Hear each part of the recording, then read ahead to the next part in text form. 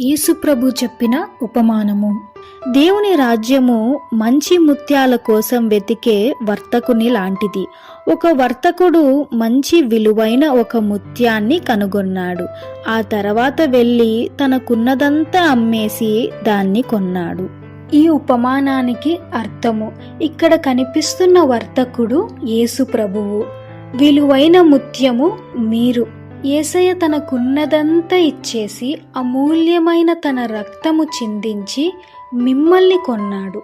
యేసయ్య ఐశ్వర్యవంతుడైనా సరే మన కోసం దరిద్రునిగా చేయబడినాడు. ఆయన దరిద్రత వలన మనలను ఐశ్వర్యవంతులుగా తీర్చిదిద్దినాడు. ఇప్పుడు యేసు ప్రభులో ఉన్న నిన్ను కొన్నిసార్లు మనుషులు తక్కువ చేసి మాట్లాడొచ్చు, మరికొన్నిసార్లు నిన్ను నువ్వే తగ్గించుకోవచ్చు. కానీ నువ్వు యేసయ్య దృష్టికి విలువైన ముత్యము. ఆయన నిన్ను రక్తం పెట్టి కొన్నాడు. ఆయన నిన్నెంతో ప్రేమిస్తున్నాడు. God bless you all.